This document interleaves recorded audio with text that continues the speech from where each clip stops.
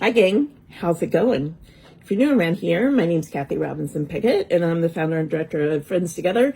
And on our social media pages, we talk all things Friends Together, social justice, medical health, mental health, and whatever the topic of the day is. And we've been doing this Mental Health Sunday thing for a while now.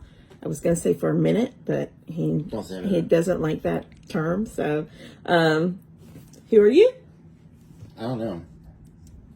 I'm Troy. Is that all? Yeah, pretty much.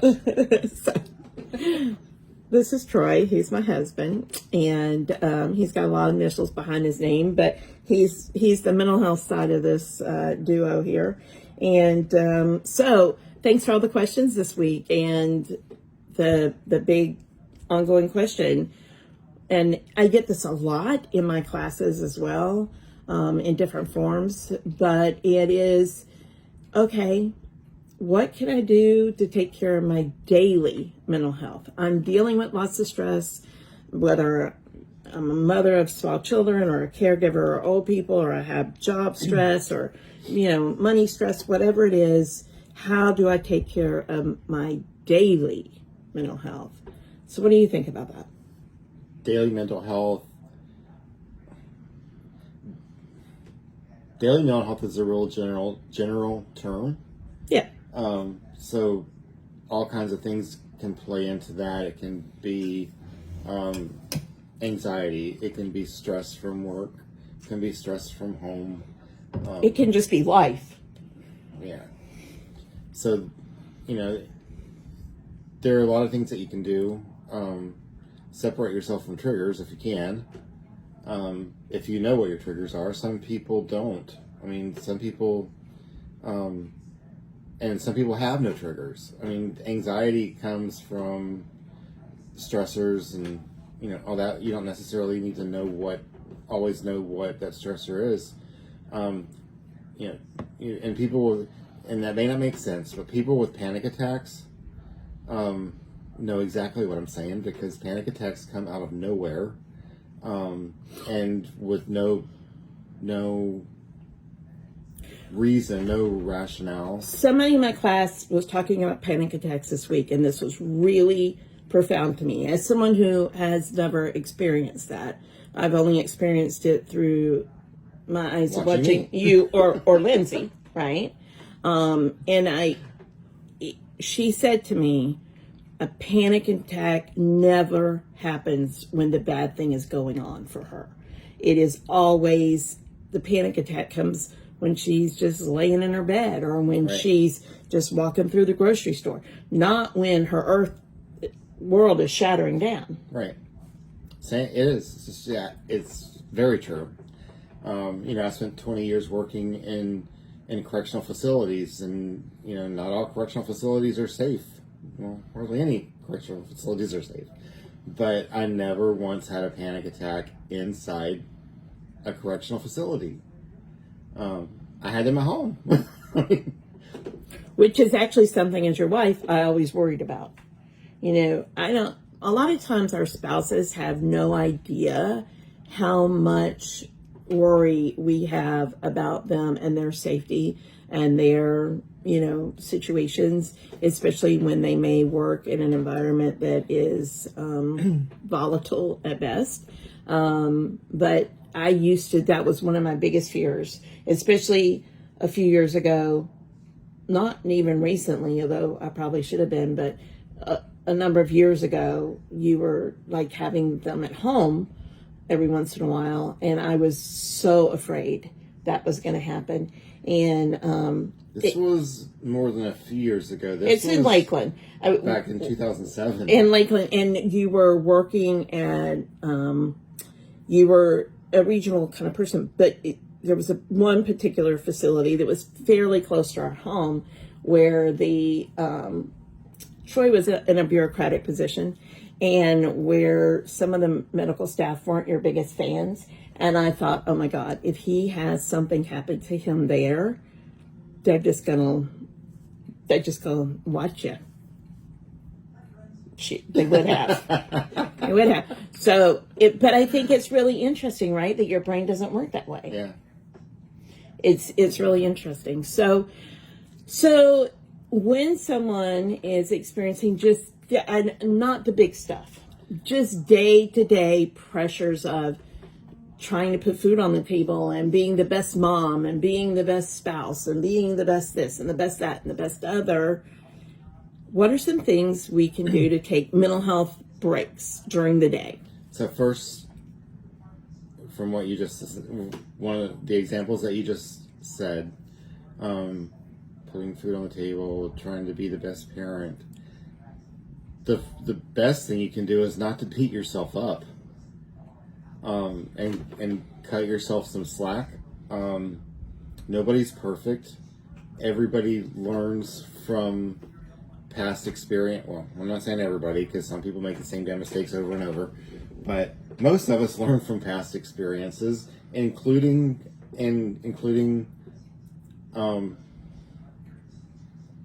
using experiences from your first child. Sure. To help make yourself a better parent for your Other kids. Yeah, the next ones. Well, and we all do in that. All children aren't the same. So some people may beat themselves up for just. It's easy not to feel adequate, because you can't always. Your first child is not. All children aren't the same. They all have specific needs. Well, and I can see where some people could just never feel like they're good enough, but you are.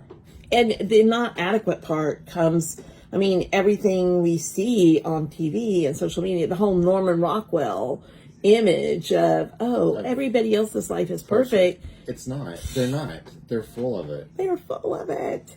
You only see, in most circumstances, you only see the good. Now, those of you that follow me on social media know you see everything about my life, the good, the bad, the ugly. And I do that intentionally because I want people to know that it's a struggle. There are struggles. That is part of life. If life didn't go like this, if life was this, you'd be 6 feet under. And just think about it. So you've got people coming over, friends coming over, and you have young children. What do you tell the children before they get there? If you act up, I will take your phone away for a week. That's going to put them on their best behavior. So that's what other people are going to see. That's what you're going to see when you go to other people's house. You're not seeing their real life. Well, you're not seeing the reality of. And I tell parents, like that. and my grandbabies our grandbabies are 3.5 and 1, and Garrett and Jessica's house is lived in, and that's the way it should be. The kids live in it. When you came to my house when Lindsay and Garrett were little, there were toys everywhere. And you know what? If that bothered you, don't come back and visit me. Don't come back, because we live here. We're not. This isn't a model home. We live here. So you're absolutely right about that. But I want some tangible things people can take from this. So I'll say a few that I do, and then maybe you'll have some more ideas and certainly some professional ideas. But one of the things that I know for me that can help me if I'm having a really stressful day or a bad day, there's a couple things I can do. I can take a long shower, not a bath. A bath is not for when you're stressed. A bath does relax you, but if you're having any anxious feelings, a long shower and lotioning yourself up and that kind of stuff, the rhythmic stuff of that, there's tons of science behind this, will really relax you. And it's a private moment, right? And that's great. I can also take my, because I'm from the South, take my shoes off and go walk in that grass out there. And if I go walk in the grass, I know he doesn't go barefoot anywhere, ever. But if I walk in the grass, I instantly feel better. And the third thing is water. If I can be by a lake, by an ocean, by a creek, if I can hear water running. When we first moved here, I'll stop after this. When we first moved to this house and I was really struggling, you did something for me, and it really got me through that first 18. But see, he doesn't even remember what he did because that's how long his memory is. Okay. But he bought me this beautiful water fountain, and he made it with these glass blocks and all this other stuff. It was a big water fountain, and I could just sit in a chair by that, and that would do it for me. That would change immediately the way I felt, and made just all the difference in the world. I forgot about that. See, It's been gone for a while. it has. It lasted a long time, though. It did last a long time. I wouldn't mind another one, but. So, how about you? How about me? What are some things you do, or what are some things you tell your patients they can do? So first of all, I disagree with science. That's why he's got all the degrees behind his name. So degrees don't mean shit, but common sense does. So, the whole shower thing may work for some people, and there's science, but there's also science about baths too. So it's whatever you feel comfortable with. So I'm going to throw him under the bus. And that Because I is, Googled this the other day too. that is most men only take showers, right? The vast majority of men take showers. This one does not. He takes baths. That was when we lived together years ago when the kids were little. That was the craziest thing for me because he always took a bath. And I'm like, I've never known a man that took baths before. Now, in the other house, in my other first house, I did mostly take showers only because the bathroom attached to the master only had a shower. And he's tall. And the tub in there was, I'm just not short. you're taller than me. And the tub in there was like my leg length,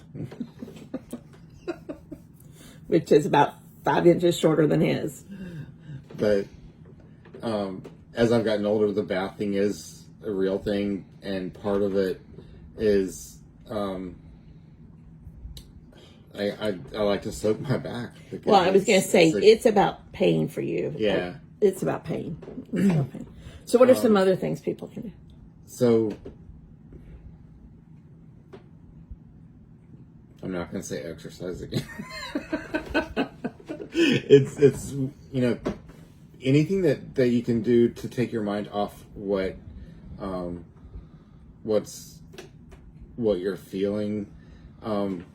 So some of the things I tell people in my classes are, and these are very basic, but that's what you want is basic, right? If something brought you joy when you were young, it usually will bring you joy now. So coloring. I love to color. I do it with pencils or pens now, not crowns. Very soothing, very zoned out, very, whatever. I got the greatest coloring book somebody gave me for Christmas right now that is just perfect. You color and words appear. It's crazy. But some people like to crochet or knit. Some people like to garden. Some people like to read, and they don't read on a regular anymore. Some people, playing games on their phone, particularly games that are kind of mindless. So like the Candy Crushes or the Bejeweled or Backgammon or Solitaire. I think the key with anything is the mindless part. Right. You don't want to try to distract yourself or deal with anxiety by just Having to think. refocusing on something else that could just blow up on you, Right. You don't want to have to think. That's the thing. And another thing that I tell people in my classes is this, and this is not for major anxiety, okay, but for situational anxiety, for anxiety that comes with dealing with your day-to-day job, those kinds of things. So much of what anxiety is worrying about something that's already happened, or fretting about something that may happen 3 months from now that you may not even be alive for. Okay. So if you can well, it's just true. Oh my you God. can pull yourself into the moment. Yeah, don't stress over something that you may be dead before it happens. Well, it's true. Oh my God. Isn't that the way I live? I mean, it does kind of come off differently when you've lived your life on that edge. If all your adult life has been in mortality, I guess.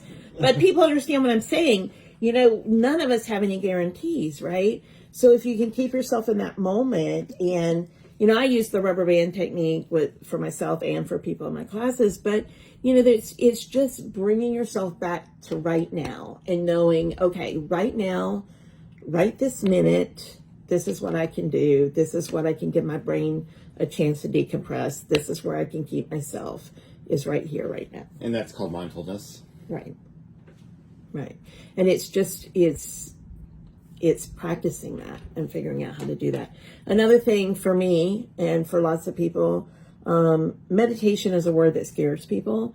And I tell this story all the time that when I was learning how to meditate at the ashram for months, I would be laying on the floor oming with the rest of them, but I would be buying lists in my head, you know, making lists, you know, all that kind of stuff.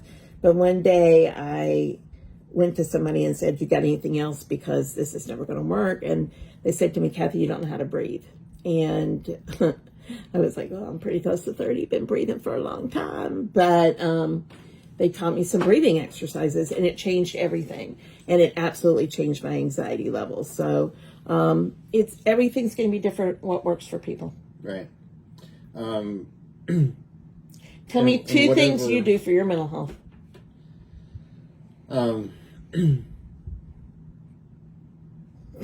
You're not gonna like it. It's okay. I flip through TikTok. You do. And you laugh. And I love it. You watch, he watches only funny things, pretty much. Yeah. Something else. I don't do it for my anxiety, but it does help it. Cooking. Yeah. Yeah, yesterday we were doing this volunteer thing here, and I was, you know, doing whatever, and I went in the kitchen and I was like, what you cooking? And I thought he was going to be cooking queso, coleslaw, and some stuff he had told me, and he says, tacos. And I'm like, what? Things changed when I got to the store. Where did that come from? So the point is this, the biggest questions lately have been about self-care, and it's just important to do whatever will give you those moments of relief. It doesn't mean you get to check out from life. You know, stress is always going to be there. Job stress, I don't care if you have the best job on the planet. I've got a great job. There's still stress. You know, kids stress, worrying about your parents, worrying about your children, worrying about your grandbabies, worrying about the eclipse, worrying about the, you know, whatever. Oh, Lord. Just find the time to 10 minutes a day, you know. For those of you that can turn your brain off, just do it. Just do it. Those of you that can't, learn. Yeah, true. All right. Well, thanks for being here again this week. Mm-hmm. Not that you have much choice. Yeah, well, we're in my office. So. It is true. We are in his office. So, talk to you later. Be the boss of your brain.